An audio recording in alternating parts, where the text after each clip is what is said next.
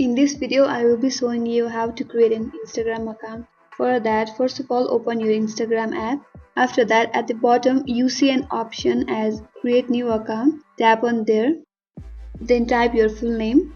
After that, you see a next button just below it. Tap on there. Now type a password that you want to use as your Instagram account. When you are done with that, tap on next button. If you want to save your login information, simply tap on save, or else just tap on not now option. Now you need to set your date of birth, so set your date of birth. Now again tap on next button.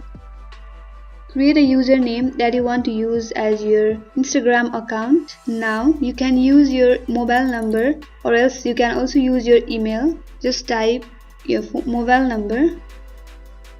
After you are done with that, again tap on next button. You will get a confirmation code in your mobile number.